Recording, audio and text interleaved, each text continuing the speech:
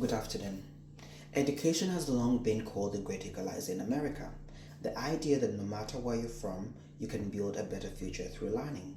But in many communities today, that promise is sleeping. Across the country, there is growing concern that education outcomes are not just stagnating, they are getting worse in some areas. So we have to ask the important questions. Why is this happening? How do we fix it? Today, for my final speech for my Introduction to Human Communications class, I will be discussing the decline of educational opportunity in America. Let's start with some of the evidence. In many states, standardized test scores in reading and math have declined. At the same time, achievement gaps are widening between health and wealth and low-income students, between urban and rural districts. Teacher shortages are also happening nationwide, and many students are struggling with disengagement and mental health challenges more than ever before. These are not isolated issues. They are point to deeper systematic problems. One of the biggest challenges is funding inequality. Public schools in the United States are largely funded through local property taxes. That means wealthier communities can provide more resources, better facilities, updated technology, and more programs, while schools in poorer areas often face overcrowded classrooms and limited opportunities for students. Next, we have the teacher challenges.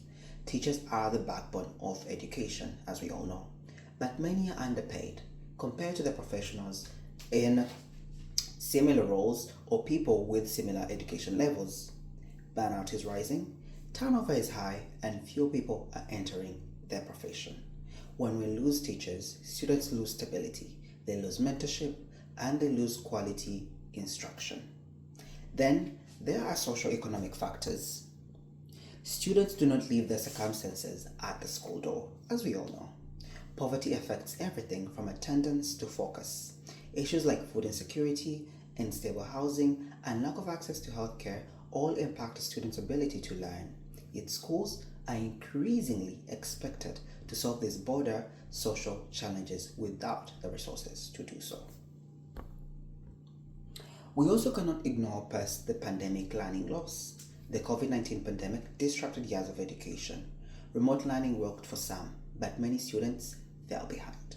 And they are still trying to catch up. The gap created during that time has not fully closed. But then there is another factor that often makes these problems worse: political interference. As the country's education has become political battleground, we see curriculum conflicts with debates over what schools should and should not teach, particularly around history, race, and social issues, which is exhausting. These frequent challenges create confusion for teachers and inconsistency for students. We see school governance conflicts where school boards are increasingly driven by political agendas rather than student outcomes.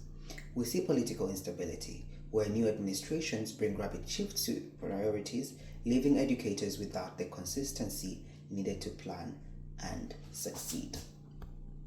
Furthermore, political conflict distracts from more core mission of education, helping students to learn, to grow, and to succeed. Time and energy that should be spent in improving illiteracy, strengthening math skills, and supporting students is instead spent navigating controversy and debate. So why does this all matter? Because education is not just about schools, it's about the future. It shapes economic opportunity, workforce readiness, and even nation competitiveness. When education systems weaken, the long-term consequences affect not just individuals, but society as a whole. The challenges are serious, but they are not unsolvable. So, here comes the question: how do we move forward? First, we need to invest more equitably. Funding systems should ensure that every school has resources necessary to provide high-quality education regardless of the zip code. I like to say, if we can afford other things, we can for sure afford education. Secondly, we must support our teachers. They must get better pay, stronger benefits, and professional development. Mental health support for them is also very important. If we want great schools, we need to retain great educators. Third, we must work to reduce polarization in education. Decisions should be based on evidence and student outcomes, not ideology. Educators should be trusted as professionals, and communities should work together rather than against each other. Fourth, we must address the whole child. Expanding access to counseling, nutrition programs, and after school support can help remove barriers from learning. And finally, we need to focus on learning recovery. Targeted tutoring, summer programs, and data driven interventions can help students regain lost ground. In conclusion, the factors facing and challenges facing American education are real, but they are not permanent.